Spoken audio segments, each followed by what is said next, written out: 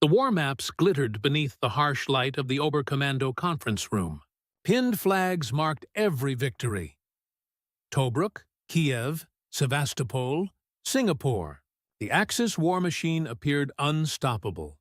Field Marshal Erhard Milch, head of aircraft production, jabbed a cigarette toward a propaganda leaflet intercepted from America.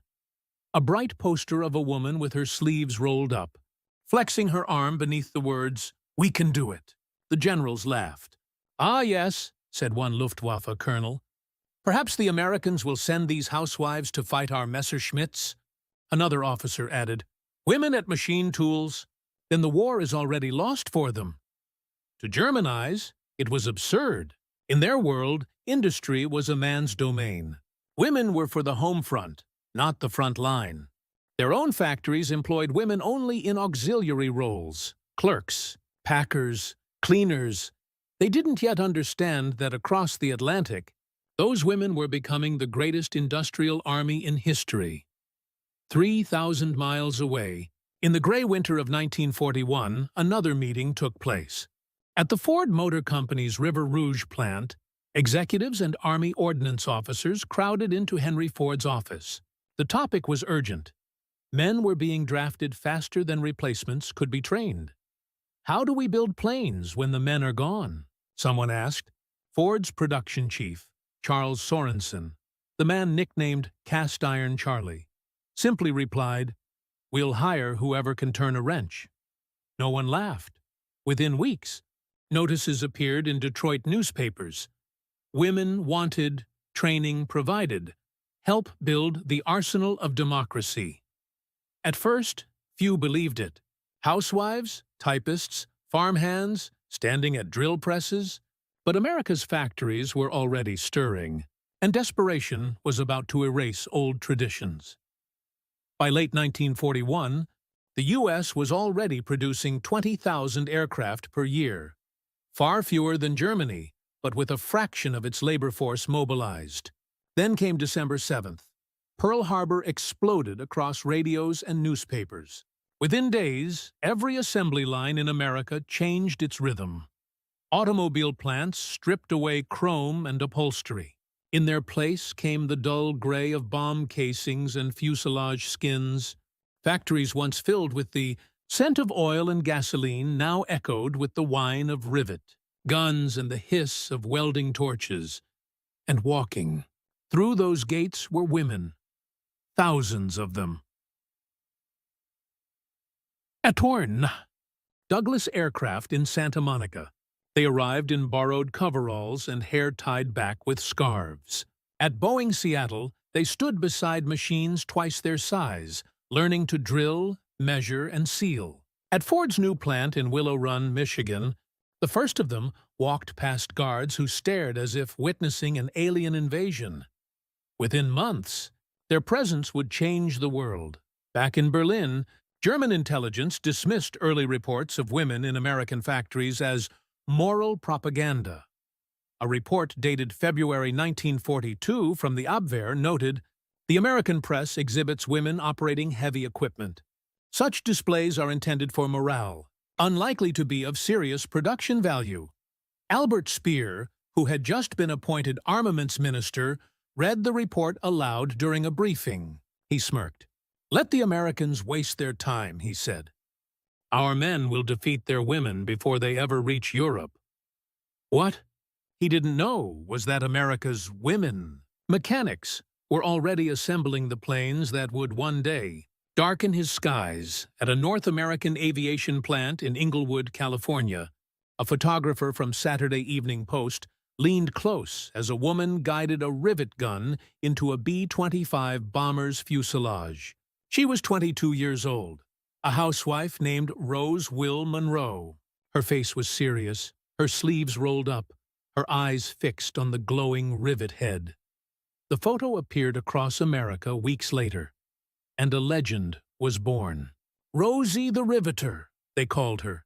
She wasn't the first, nor the only, but she became the symbol of something larger than any poster could capture. A generation of women who turned kitchens into foundries, who traded aprons for flight suits, who built the machines that would tear down empires. In April 1942, the German embassy in Stockholm transmitted a curious report back to Berlin. Swedish journalists claimed that U.S. factories now employed women in nearly all production stages, including aircraft assembly. The report estimated 500,000 women already at work. Speer dismissed it outright. Impossible. You cannot train amateurs to replace engineers in a few months. But by the end of that year, the number wasn't 500,000. It was 3 million, and the curve was rising faster than any German production chart could dream of. In the span of 12 months, America had turned ridicule into revolution. While German generals mocked Rosie, her sisters were already rolling tanks off the line in Detroit, stitching bombers in Seattle, and forging shells in Pittsburgh. The war of machines had begun. And for the first time in history, half of America's workforce wore lipstick beneath their welding masks. By the spring of 1942, every factory whistle from Detroit to Seattle marked a revolution in progress. Over 10 million men were in uniform. And for every man who left for the front, a woman stepped forward to fill his place. In just 6 months, women's employment in heavy industry rose by 470%. Detroit's morning traffic changed. Where once the streets filled with men in oil-stained caps, now came streams of women in bandanas and denim overalls, carrying metal lunch pails and walking past posters that read, "The more women at work, the sooner we win." At first, foremen resisted. Some refused to let women handle power tools. Others complained they would slow production. But the war didn't care about prejudice. Orders from Washington were clear. Every machine must turn. Every factory must run. If there were no men left to run them, then women would do it, or the war would be lost. Across America, night schools and vocational centers opened like floodlights in the dark. In Chicago, Detroit, and Tulsa, women lined up in thousands to take war job training. They learned to weld, to read blueprints, to operate milling machines and lathes. At Boeing's Plant 2 in Seattle, women practiced riveting on scrap metal under the watchful eye of veterans from the car industry. Their hands trembled at first. The rivet guns bucked like pistols, but by the end of the week, their work met tolerance standards that inspectors called better than the men's. A supervisor at the Douglas aircraft plant wrote in his report, "They have patience where men have speed. They have precision where men have strength. Together, they build airplanes faster than we can count." By the end of 1942, America had trained 1.5 million women for industrial labor. The transformation was total and irreversible. Nowhere was this change more visible than at Willow Run, Ford's massive bomber plant near Ypsilanti, Michigan. Built on what had been a 1,200-acre cornfield, Willow Run was the largest factory under one roof in the world. The mile-long assembly line could build a B-24 Liberator bomber from raw aluminum to flight-ready in 59 minutes. Henry Ford's team had promised to produce one bomber an hour, a boast that German intelligence dismissed as absurd propaganda.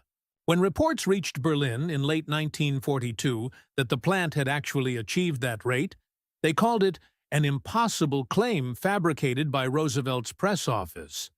But the impossible was happening, and much of it was done by women. At Willow Run, women accounted for over 40% of the workforce. They riveted wings, wired instrument panels, inspected engines, and packed parachutes. They lived in temporary dormitories, worked 12-hour shifts, and endured Michigan winters inside a building so vast that bicycles were issued to travel between departments. The sight was astonishing, a human assembly line of men and women turning out bombers faster than the Luftwaffe could shoot them down. Rosie wasn't alone. From Bethlehem Steel to Boeing Seattle, from Goodyear to General Electric, the tempo of production became relentless. Day and night, furnaces roared and drills screamed, At North American Aviation in Inglewood, women built B-25 Mitchell bombers for the Doolittle Raiders. At Lockheed's Vega division, they produced the Hudson bombers that helped Britain defend the Atlantic. At Pratt & Whitney, women assembled engines for fighters and bombers. Engines so precise that each one required 14,000 parts. Even in rural towns, small machine shops turned out shell casings, tank parts, and aircraft bolts. The United States had become what Roosevelt called the arsenal of democracy. In October 1942, an Abwehr report summarized America's growing production with disbelief. Reports of female workers in U.S. industry are exaggerated. The alleged productivity gains are due to statistical manipulation. Albert Speer scrawled a note in the margin. Nonsense. A woman cannot replace an engineer. But deep inside the Reich's Ministry of Armaments, other analysts weren't so sure. Captured U-boat logs indicated that American shipyards were launching cargo vessels faster than they could be sunk. Each Liberty ship required 3 million rivets and 500,000 parts. And many were built in 40 days or less. By comparison, a German-type non-submarine required over a year to complete. By early 1943, women occupied nearly every position once thought impossible. Flight line mechanics in Boeing's hangars, tightening bolts on wings 70 feet long, inspectors crawling through fuselages to check for hairline cracks, engine testers, their hair wrapped in rags too. By early 1943, the myth of Rosie the Riveter had become reality. Every corner of American life pulsed with her rhythm, the clang of hammer on metal, the hum of factory belts, the metallic staccato of 1,000,000 rivets echoing through the nation's cities. Women now formed an entire second army, not with rifles, but with wrenches. Government propaganda quickly recognized her power. The Office of War Information commissioned artists to immortalize her. Sleeves rolled, eyes fierce, jaw set. The phrase, "We can do it," became more than a slogan. It was a declaration that industrial strength and feminine endurance could coexist, that the future of America's war effort depended not on generals, but on women who refused to stop working. And unlike most wartime propaganda, this one was true. In Seattle, at Boeing Plant 2, the first all-female shift began assembling B-17 flying fortresses. Reporters called it a novel experiment. Within a month, their production speed equaled the best male crews. Within 3, it surpassed them. They called themselves the Flying Fortress Girls. Every week, they sent a completed bomber down the runway with signatures scrawled on the aluminum panels, lipstick marks beside inspection stamps. In photographs, they grinned beside the massive aircraft, their hands blackened with grease. To the men on the front, these images became tokens of home, proof that someone, somewhere, was fighting for them in a different way. In Berlin, Joseph Goebbels's propaganda office noticed the American posters. They mocked them publicly, printing caricatures of American Amazons who played at war while their husbands died. But privately, German intelligence began tracking industrial output reports with growing alarm. An internal memo to the Reich Ministry of Armaments admitted, "The Americans have successfully mobilized female labor in heavy industry. This appears to have doubled aircraft output in 12 months." Speer dismissed it, still certain that women could never match men's mechanical skill. But the numbers didn't lie. In 1943 alone, the United States produced 86,000 aircraft, double Germany's, triple Japan's, and nearly half of that labor came from women. The life of a war worker was not glamorous. The factories were loud, hot, and dangerous. Women wore overalls and heavy gloves smeared with oil, their hair tucked into scarves to keep it from the machines. At the Consolidated Aircraft Plant in San Diego, riveters worked in temperatures exceeding 100 degrees. At the Chrysler Tank Arsenal in Detroit, Welders endured blinding sparks for 10-hour shifts. At Westinghouse, inspectors handled high-voltage wiring and delicate instruments that powered bombers and radar arrays, and yet, morale remained astonishingly high. They sang as they worked. Rosie's got a rivet gun. Working for the USA, she's making history, and she ain't got time to play. Those songs carried through the loudspeaker systems between shifts, echoing across entire factory floors. They weren't just workers. They were warriors in denim. Government film reels played in theaters showing women at work. A welder's spark lighting her face like fireworks. A machinist's eyes squinting through safety goggles. A riveter smiling as her drill roared. It wasn't fiction. It was strategy. The War Department understood morale as a weapon. Every poster and short film told the same story. Every bolt matters. Every woman counts. For millions watching those reels, it felt personal. Husbands and sons were fighting overseas. Working long shifts wasn't just labor. It was love made mechanical. A woman in Buffalo wrote in her diary, "When I drill, I imagine it's for my brother's plane. When I weld, I pray it holds." By mid-1943, the impact was measurable on the battlefield. Each bomber lost over Germany was replaced within days. Every tank destroyed in North Africa was already being rebuilt in Michigan. Every round fired in Italy had a replacement shell somewhere on a woman's assembly line. Factories no longer needed to beg for labor. They needed to control it.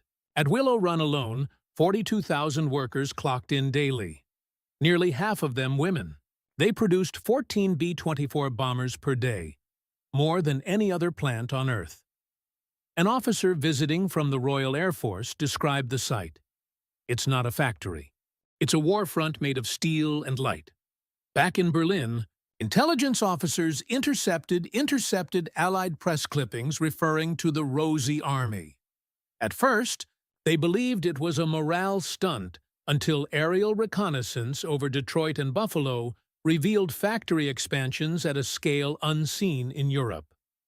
When the numbers were compared, even Speer was shaken. The United States was now producing one tank every 25 minutes, one bomber every hour, and one ship every 4 days. Germany couldn't match even half of that rate, and still refused to mobilize women for heavy industry. "They have turned their kitchens into workshops," a captured German economist later admitted, "and they are beating us with their own stoves." For many American women, the transformation went beyond patriotism. It was independence. For the first time, they earned their own paychecks, ran their own crews, made their own decisions. A riveter at Lockheed put it simply, "Before the war, I cooked. Now I build wings." They joined unions, bought war bonds, and sent half their wages to the front. They became foreladies, engineers, tool setters, and quality inspectors. They learned metallurgy and aerodynamics, and some, after the war, would become among the first female aerospace engineers. It was a social shift as seismic as the war itself. In 1943, Rosie wasn't a symbol anymore. She was an army of 10 million, holding the wrench that turned the tide of a world war. The Reich still laughed at her posters, but those posters were attached to crates of bombers and tanks already crossing the Atlantic, built by the very women they mocked. By 1943, American factories no longer kept hours, they kept momentum. The sun no longer dictated work. The whistle did. From coast to coast, the arsenal of democracy turned into a living organism. Iron lungs breathing steam, sparks, and sweat around the clock. At Ford's Willow Run plant, the night shift began as the day shift ended, the same machinery spinning endlessly. Women carried lunch pails instead of handbags, their lipstick replaced by soot. When one line of B-24 Liberators rolled out, another was already halfway built behind it. "Night is just another color," one worker said, shrugging as she wiped metal shavings from her face. In Buffalo, Bethlehem, and Long Beach, The lights from the factories could be seen from miles away, a second dawn for a nation that refused to sleep until the Axis surrendered. Efficiency became its own battlefield. At Chrysler's tank arsenal, engineers measured time not in minutes, but in seconds. A stopwatch in every supervisor's hand. A rivet every 7 seconds. A tank completed every 25 minutes. The obsession bordered on madness. But it worked. Every process was studied, refined, accelerated. A worker who could shave 3 seconds off her operation became a hero of production. The term victory speed entered the national vocabulary. The Germans, accustomed to small-scale craftsmanship, couldn't understand it. Where they built perfect machines, America built unstoppable ones, fast, cheap, repairable, and endless. Albert Speer's aides warned him that American factories now produced more planes in a month than Germany in a year.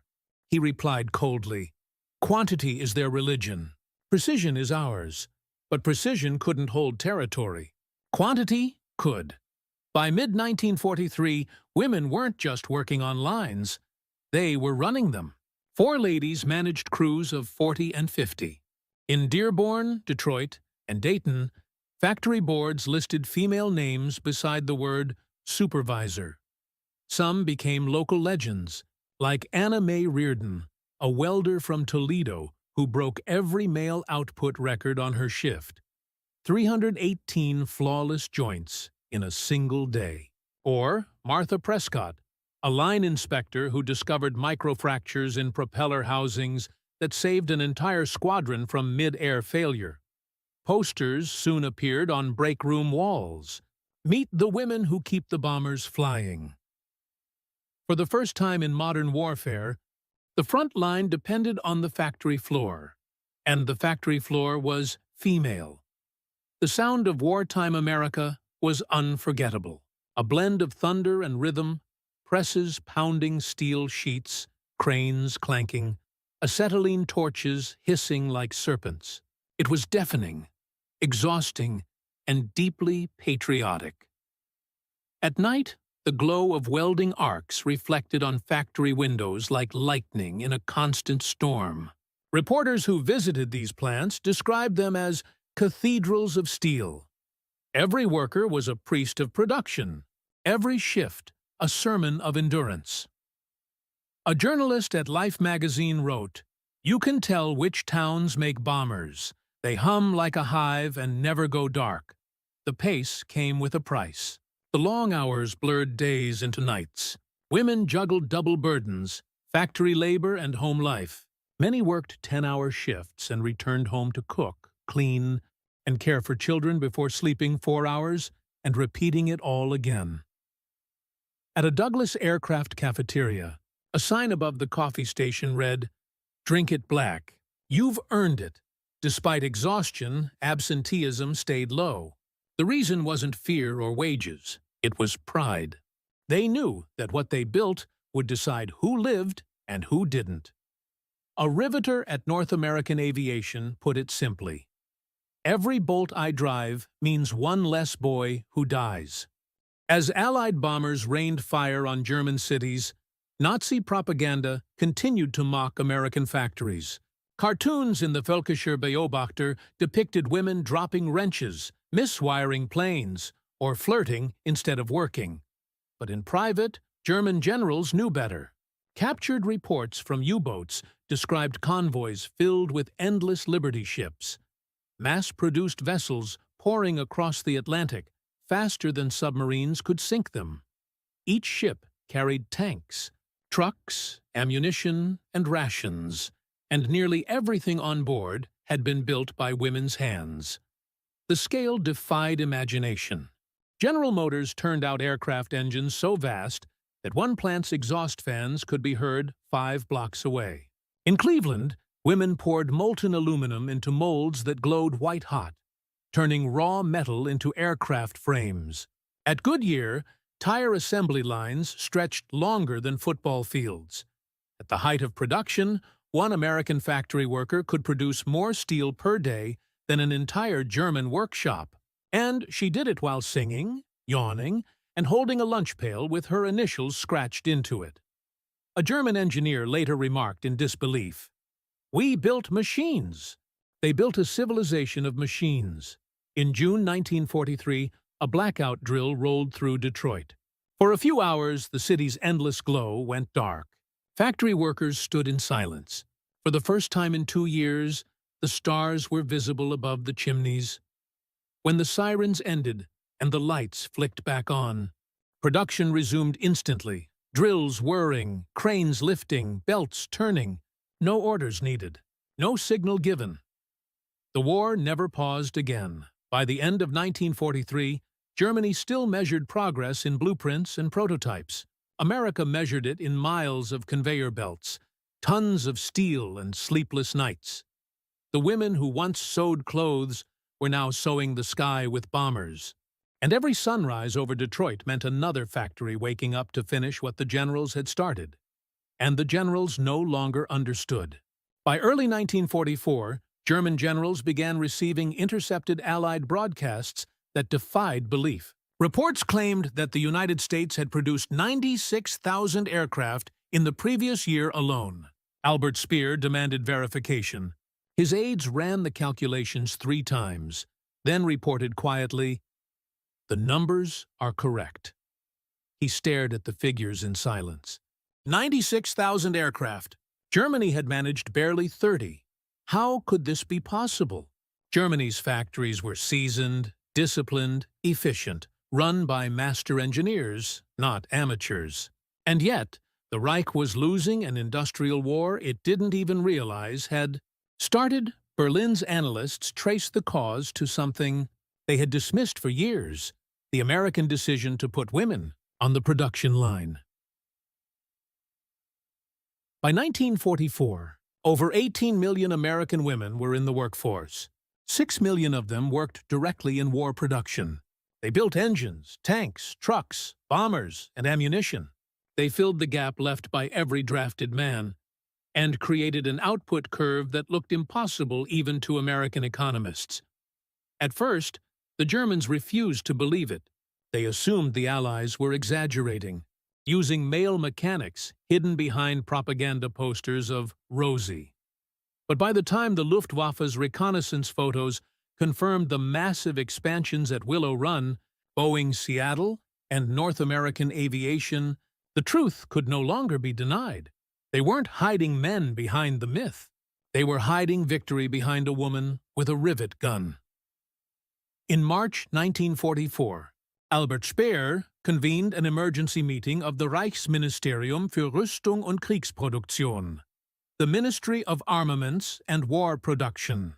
Charts covered the walls. Germany's output lines climbed slowly, while America's rose vertically like a rocket. One colonel remarked bitterly, "If these figures are real, then the war is already lost."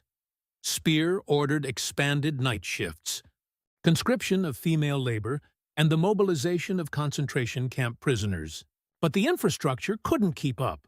Fuel shortages, bombing raids, and rigid bureaucracy paralyzed every reform. Meanwhile, in Detroit, when a plant needed workers, the War Manpower Commission simply printed an ad in the paper. Within hours, hundreds of women arrived. By week's end, another production line was running. Germany had no such flexibility. Its system was designed for obedience, not improvisation. The biggest German miscalculation wasn't manpower, it was method. German factories prized craftsmanship. Each Messerschmitt, each Tiger tank, was assembled like a handmade watch. But that precision came at a cost: speed. The American model was chaos, organized by rhythm. At Willow Run, each worker specialized in a single action: drilling, riveting, fitting, welding. By breaking the process into thousands of simple steps, women who had never touched a tool could be trained in days. It wasn't elegant, but it was exponential. An American engineer explained it best: "We don't build planes. We build the machines that build planes." The result was staggering. Every 63 minutes, another B-24 bomber rolled off the line, and another, and another, and another. Germany had never seen anything like it. By mid-1944, German field reports began describing the overwhelming presence of Allied equipment on every front. New tanks, endless trucks, fresh aircraft, all arriving faster than the Wehrmacht could destroy them. A captured American logistics report stunned German analysts. The U.S. Army had shipped 1.5 million vehicles to Europe by the end of that year. General Heinz Guderian, architect of Blitzkrieg, reportedly muttered, "We've been outmaneuvered by their women." Luftwaffe pilots returning from raids over Britain radioed that American bombers never seemed to stop coming. "They build like ants," one airman said bitterly. "For every one we destroy, 10 take its place." And he wasn't exaggerating. The empire of production, America's industrial map, had become a continent-wide war machine. Every state contributed. Pennsylvania built shells. Ohio built engines. Texas built bomb casings. California built planes, and connecting them were highways loaded with tires, tools, and steel. Many driven by women truckers nicknamed the Gasoline Girls. This web of factories operated like a single organism. A shortage in Michigan triggered a shift in Chicago. A strike in Pittsburgh was resolved overnight by emergency mediation. The machine never stopped. Meanwhile, Germany struggled to keep a single rail line open under Allied bombing. By 1944, half its synthetic fuel plants were destroyed, its transportation grid crippled, its labor demoralized. Speer's engineers worked miracles with scraps, but scraps couldn't beat surplus. The irony was poetic. The same generals who mocked women's labor were now being outproduced by it. When interrogated after the war, German industrial officers admitted they had ignored reports about America's female workforce. One recalled, "We saw those posters and thought them childish. We didn't realize they were blueprints." That childish propaganda had built more aircraft in 12 months than the Luftwaffe had fielded since 1939. And for every American bomber destroyed, 4 more replaced it before the wreckage even cooled. The Third Reich had built a fortress of steel. Rosie built an ocean of it. By the autumn of 1944, the Reich's engineers were working in underground factories, the last desperate attempt to sustain production. Speer's reports described unbreakable morale, but diminishing output. Workers starved, machinery broke, power failed. In contrast, the U.S. factories were improving. Automation had advanced. Tool design simplified. Women now built parts faster than machines could supply them. Ford and General Motors began designing modular equipment that could be swapped in minutes. In Germany, even simple tasks like replacing a broken gear required trained specialists. In America, a teenager with 2 weeks of training could do it blindfolded. The gap was no longer one of skill. It was one of philosophy. Speer's final address to his senior engineers in late 1944 was somber. "We have built the finest machines in the world, but they are surrounded by enemies who build more machines." He didn't mention that many of those enemies were women who'd never seen a factory before 1941. He didn't have to. Everyone in the room knew. For years, the Reich had dismissed them as weak. Now their hands were shaping the weapons that would bring Berlin to its knees. By the time German generals understood the truth, the sound of Rosie's factories was already echoing across Europe. They had laughed at women wielding wrenches until the sky filled with bombers built by their hands. America had not only outproduced Germany, it had outimagined it, with lipstick, steel, and the power of belief. By early 1945, the arsenal of democracy had reached its peak. The numbers were beyond comprehension, even to the people producing them. In that single year, the United States built 96,000 aircraft, 57,000 tanks, 8 million tons of bombs, and 41 billion rounds of ammunition. Behind every one of those numbers was a woman, or thousands of them. Anonymous, unarmed, and unstoppable. Factories had become their second homes. The rumble of conveyor belts replaced the tick of kitchen clocks. Instead of perfume, they smelled of oil and aluminum dust. The war had consumed their youth, but given them something they had never been promised: purpose. A supervisor at Boeing once said, "They don't know it yet, but they're making history with every shift." Each payday, women lined up outside the post office to send letters and wages to husbands, sons, and brothers overseas. Some wrote in grease-stained stationery, their fingers trembling after a 10-hour shift. "We finished your plane today. Maybe you'll fly it." Others sent photos, smiling beside the fuselages they'd helped build, unaware that the very machines would one day roar over Berlin, Tokyo, and Manila. A riveter in Long Beach, California, received a letter from her husband, a B-17 tail gunner. "They tell me she came from Plant 2. If that's true, I hope your hands touched her. She flies straight and never shakes." Thousands of such letters crossed the ocean, silent proof that the front and the factory were one continuous battlefield. Yet, for all their patriotism, the cost was real: sleep deprivation, chemical burns, cracked hands from cold steel. Many women suffered hearing loss from the relentless pounding of machinery. Others carried scars from welding torches and machinery mishaps that would never make the newsreels. Accidents were common. At the Douglas aircraft plant in Tulsa, a worker named Mildred Johnson lost 2 fingers to a hydraulic press. She returned 3 days later. When asked why, she answered simply, "If I stop, the boys stop flying." Factories adapted. To keep mothers on the line, plants built daycare centers beside hangars. At North American Aviation, children napped within earshot of B-25 engines being tested. Kindergartens taught kids to count by tracing aircraft rivets on paper. Teachers told stories about daddy fighting and mommy building. It wasn't propaganda, it was reality.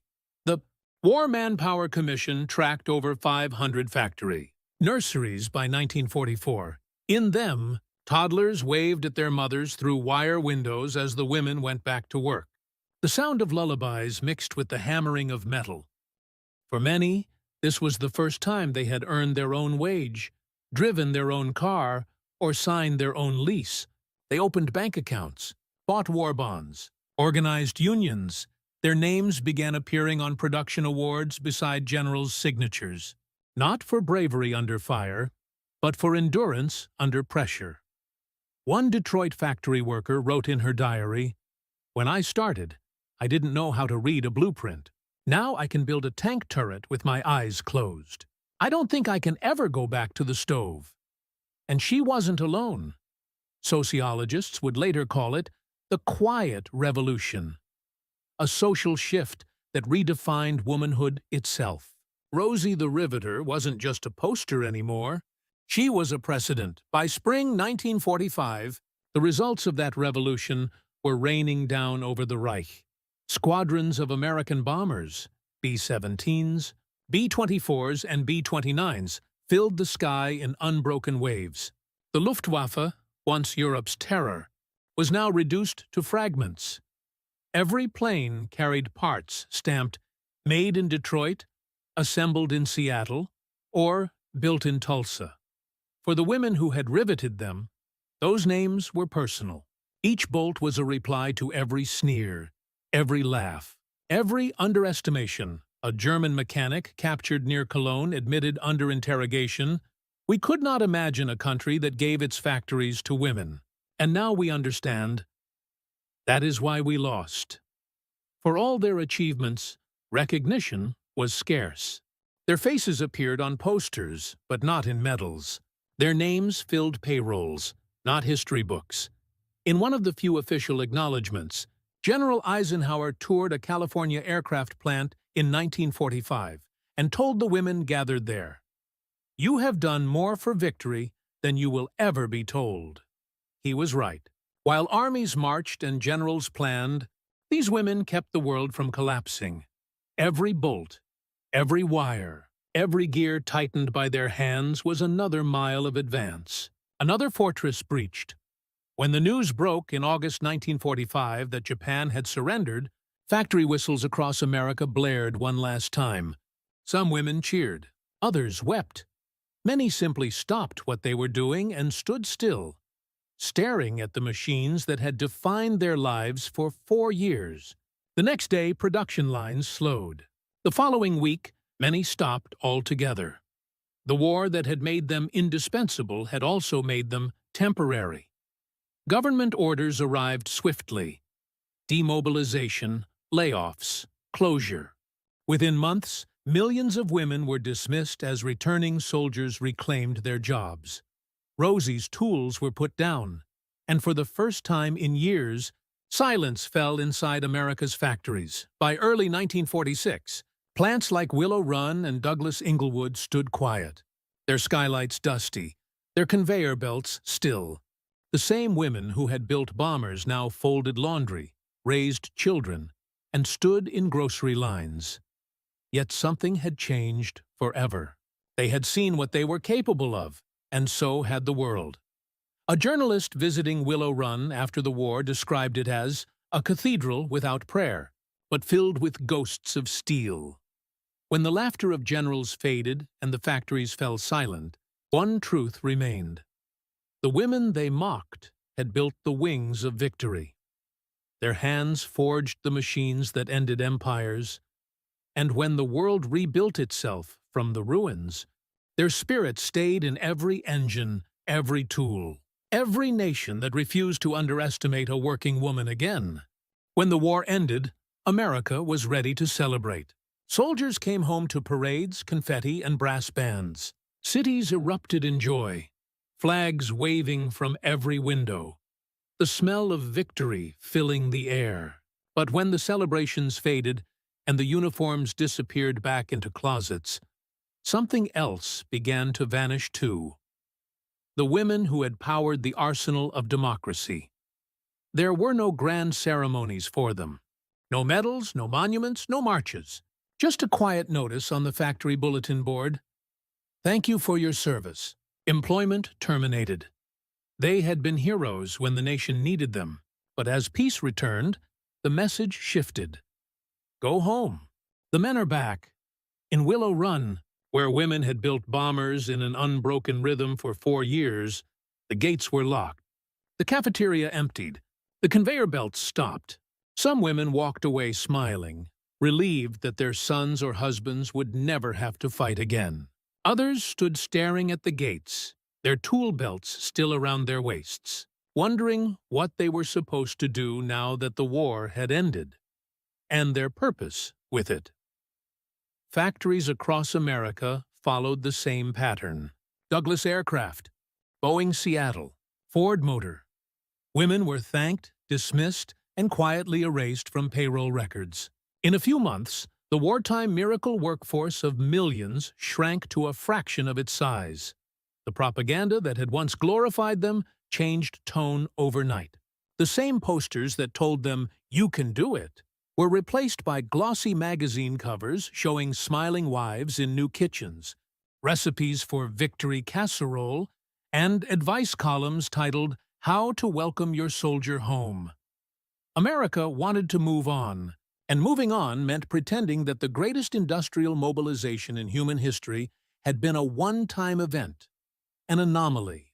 The women who had driven rivets, welded steel, calibrated engines, and carried entire production lines on their backs were told their job was done.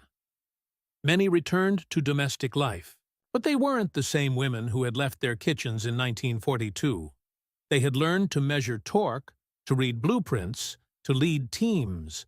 They had felt the power of creation, of making something vast, loud, and unstoppable with their own hands. They carried that memory like a quiet rebellion. Some kept their tools as keepsakes, a wrench hanging in a garage, a pair of goggles stored in a drawer, a patch from the Willow Run Union pinned to a wall. These became relics of a personal revolution. reminders that for a brief, blazing moment, they had been part of something bigger than anyone imagined. A few refused to leave the workforce at all. They became machinists, engineers, mechanics, and teachers. Some joined labor unions and pushed for equal pay, using the skills and confidence the war had forced them to discover. But for most, the curtain closed quietly. By the 1950s, Rosie the Riveter had become a cartoon again. A nostalgic image of a wartime sweetheart who rolled up her sleeves, smiled for the cameras, and then faded back into the wallpaper of suburbia. Her real story, the noise, the exhaustion, the determination, the blistered hands and the pride, disappeared under the hum of post-war comfort. But history had already changed. The daughters of those women grew up knowing their mothers had once built the machines that defeated tyranny. They saw photographs, women in denim overalls, sparks flying behind them, and realized power didn't always come from uniforms or medals. The generals had been wrong. The factories had proven it. In 1942, they laughed at the idea of women mechanics. By 1945, those same mechanics had built an army of engines that spanned the sky, crushed the Reich, and fueled the age of victory. And though the world tried to forget them, the echo of their machines never stopped. It lived on in every roaring engine, every launch pad, every assembly line that followed. Because once America learned that its women could build the impossible, the world could never go back. The factories had gone quiet, but their ghosts lingered. Even after the conveyor belts stopped and the welders cooled, the rhythm of production still pulsed in the minds of those who had lived it. The women who once worked through nights of thunderous machines now folded clothes in silence, and the silence itself felt foreign. Too still, too small. They had built wings that crossed oceans, engines that broke the limits of flight, tanks that crushed tyranny, ships that carried liberty across the seas. And yet, in peacetime, they were expected to trade all of it for sewing machines and grocery lists. The nation that had asked them to give everything had no plan for what to do with them once they did. At first, many tried to fit back into the mold that pre-war America had waiting for them. They cooked dinners, tended gardens, joined church committees, and raised families. But beneath the surface, something had shifted. A quiet restlessness, an ache for the sound of movement. For the first time, they had known what it meant to build something that mattered, to be part of history, to hold responsibility that reached far beyond themselves. That feeling didn't disappear. It just went underground. In the suburbs that sprouted from the ashes of wartime industry, those women began to organize, quietly, patiently. They led PTA meetings, volunteered in schools, and wrote letters to editors. They'd been factory supervisors, team leaders, and inspectors. They knew how to manage chaos and how to make their voices heard. Even when the world wasn't listening, it was from those living rooms and community halls that the next great social transformation began to stir. The seeds of the women's rights movement weren't born in universities or courtrooms. They were born in factory hangars. They were born beside aircraft wings and conveyor belts, in places where women had discovered that their minds and muscles were capable of far more than anyone had told them. And though history wouldn't recognize it for decades, the path from Rosie the Riveter to equal pay for equal work began on the factory floor of 1942. Even the world of science and technology carried the echo of their labor. Many of those who stayed in industry transitioned into research roles, tool-making, and early computing. A woman who had once wired bomber panels in California could find herself wiring data boards in an IBM lab by 1952. The skill sets: precision, patience, mechanical intuition, translated perfectly into the dawning age of electronics, the Cold War, the space race, the rise of automation.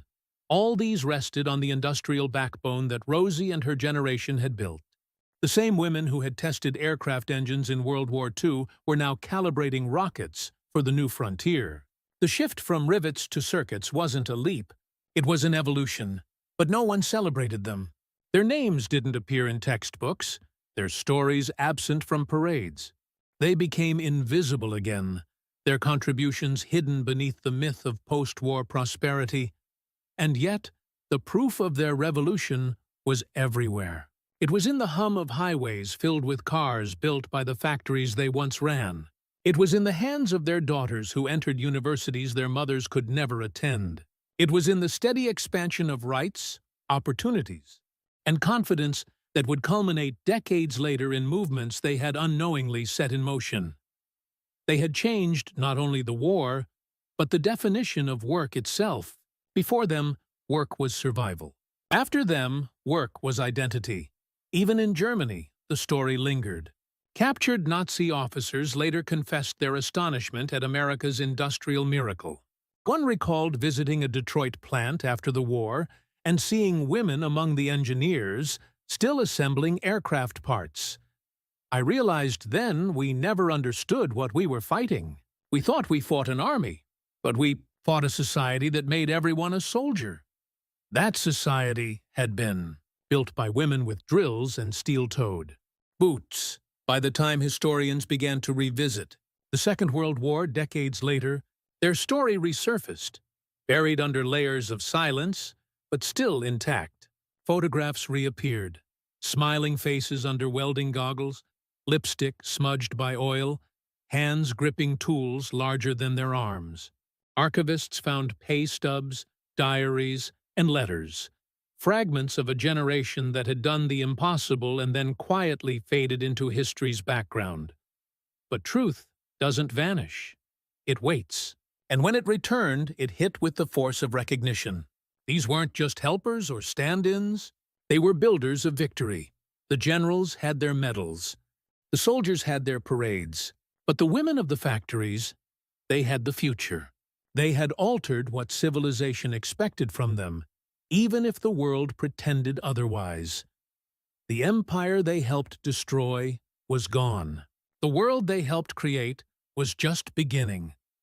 The laughter of German generals in 1942 had long since been replaced by the hum of jet engines, the roar of rockets, and the quiet strength of generations who followed their lead. No one laughed anymore, because history had already proven who was right. Decades passed. The world rebuilt, reinvented, and forgot. But the echo of those factories, the endless thrum of engines, the hammering of steel, the rhythmic chant of "We can do it," never truly died. In the quiet corners of post-war America, that rhythm kept beating. It lived in the veterans who returned to jobs their wives had once held, only to find the workspaces cleaner, faster, more efficient. It lived in the daughters who grew up watching their mothers handle tools and paychecks with the confidence of people who had once helped win a world war. And it lived in the industries themselves. Aerospace, automotive, electronics, each one carrying in its DNA the precision, discipline, and scale that those wartime factories had perfected. When a Boeing jet roared into the sky in the 1960s, its lineage could be traced straight back to those women at Plant 2, who had once riveted B-17 wings under dim lights and deafening noise. When NASA engineers launched the Apollo rockets, some of the same hands that once built bomber engines were now assembling Saturn V fuel systems. And when the American middle class expanded in the decades after the war, it rested squarely on the foundation of the wartime workforce that had redefined what was possible. The war had ended, but its true revolution was still unfolding. In 1980, a photographer found an old Rosie the Riveter poster in a Pennsylvania barn. The original "We Can Do It" print, yellowed and torn. That discovery reignited something.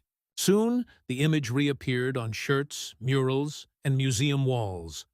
At first, it was nostalgia, a reminder of unity and purpose. But to a new generation, it meant more than that. It became a challenge, a promise that strength had no gender, that determination didn't fade, that the same energy that built bombers could build equality. Universities began to study the Rosie era as a pivotal moment in modern labor history. Historians traced every chart, every production line, every diary entry, realizing how much of the Allied victory depended not on generals or machines, but on women who refused to stop working. It was a realization decades overdue. For the surviving Rosies, the sudden recognition was surreal. Some were in nursing homes, others still working in small shops or teaching trade school. When journalists asked how they felt about being called heroes, most laughed. "We just did what needed doing," they said. One woman, interviewed in her late 80s, summed it up best. "We didn't set out to change the world. We just wanted to make sure our boys came home. But maybe that's what changing the world looks like." The world finally caught up to her words. By the turn of the millennium, Rosie the Riveter had transcended her wartime roots. She had become an icon, not just of patriotism, but of persistence. She represented every factory worker, every nurse, every coder, every scientist who had ever been underestimated and kept working anyway. The irony was that the same image once used to encourage obedience to war production now inspired rebellion against limits of every kind. Rosie had evolved from propaganda to prophecy, and she endured because she was never truly one woman. She was millions, each with her own name, her own calluses, her own story. Women who would never meet, but who had all shared the same thunderous soundtrack, the heartbeat of industry, the music of machines. Even in the 21st century, her story remains strangely familiar. Every time a scientist launches a new spacecraft, every time a pilot takes off in an aircraft powered by jet engines whose ancestors were born in those wartime hangars, every time a factory retools itself to meet a global crisis, Rosie is there. She's there in the design rooms, in the laboratories, in the code. She's there in the faces of those who still roll up their sleeves when the world needs rebuilding. She was not just a symbol of a war won, but of a truth rediscovered, that human will, when shared, becomes machinery itself. When historians now recount the rise and fall of the Axis, they speak of generals, leaders, and battles. But when they explain why democracy endured, they point to the assembly lines, to the riveters, the welders, the machinists, the women who never saw the front lines but carried the war on their shoulders. The laughter of German generals in 1942 was real. So was their silence in 1945. They couldn't understand how a nation powered by women could outproduce an empire run by fear. But history understood, and history remembered, eventually. In the end, the story of Rosie the Riveter isn't about planes or tanks or factories. It's about the discovery of power in the unlikeliest places.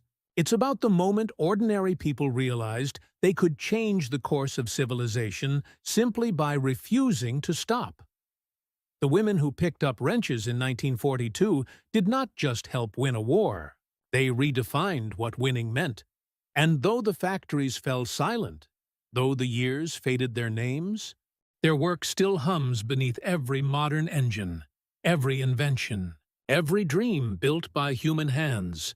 Because long after the fires of that war died, the world they built kept flying. In the winter of 1942, in a conference room deep inside Berlin's Air Ministry, a group of Luftwaffe officers chuckled over intercepted Allied broadcasts. Reports claimed the Americans were experimenting with jet engines, crude, unstable, laughable contraptions that often exploded before takeoff. Even more amusing, they said, was that some of these aircraft factories were being staffed by women. The generals leaned back in their chairs, confident, sneering. America was still assembling toys, they thought. Germany had already built the future. In their minds, the Reich's engineers stood at the edge of aviation's next age, while their enemies were fumbling in ignorance. But somewhere across the Atlantic, in a hangar that never slept, a group of women in denim overalls stood beside a prototype fuselage, its aluminum skin gleaming under sodium lamps, its twin jets still untested. They weren't laughing. They were concentrating. The machine before them was new, temperamental, and alive with possibility. They didn't know it yet, but they were building the weapon that would end the laughter forever. 2 years later, that jet, the Lockheed P-80 Shooting Star, streaked across a European sky at nearly 600 miles an hour. It didn't announce itself. It didn't need to. It arrived like a whisper of inevitability, like the future itself, breaking the sound barrier before anyone had a name for it. German pilots, who once scoffed at American jet experiments, watched, astonished, as the silver streak tore through clouds faster than their eyes could follow. It was smooth, elegant, and merciless, and behind its creation stood not just engineers and generals, but the millions of hands that had built the arsenal that made it possible. Hands that had once sewn clothes and cooked meals. Hands that now riveted, welded, and wired engines powerful enough to reshape the sky. That moment, when the laughter died and the jet thundered overhead, was the sound of a new world being born. By 1945, Germany's cities lay in ruins, its airfields burned, its factories shattered. But in America, the air still hummed with production. Not just weapons, but the engines of a civilization racing toward something greater. The same plants that had built bombers were now building passenger planes. The same women who had assembled tanks were now assembling the modern age. Every rivet, every wire, every calibrated inch of steel had become part of the machinery of peace, an empire of creation rather than destruction. And the irony was complete. The people the Reich had mocked as weak had built the world that would outlast it. Time passed. The laughter faded into history books, but the thunder never stopped. It echoed in the jet age, in the contrails across blue skies, in the hum of spacecraft leaving Earth for the stars. The same principles: precision, teamwork, discipline, belief carried forward from factory floor to launch pad. Every rocket that broke orbit carried within it the same spirit that once assembled the P-80. Ordinary people doing extraordinary things because no one told them they couldn't. Rosie's rivet gun had become the engineer's pen, the coder's keyboard, the pilot's control stick. Her courage had evolved into every field that demanded endurance over applause, purpose over pride. No monuments were built for the women who forged that legacy. No grand parades honored the factory shifts that changed history. Their memorial was louder than marble and longer than stone. It was the unending sound of progress. Every time a jet engine ignites, it sings their requiem. Every time steel meets sky, it carries their fingerprints. Every time someone refuses to accept that something can't be done, their spirit flickers again. The laughter of those German generals, frozen in black and white film reels, has long since been drowned out by the roar of what those women built. Not just the machines, but the age itself.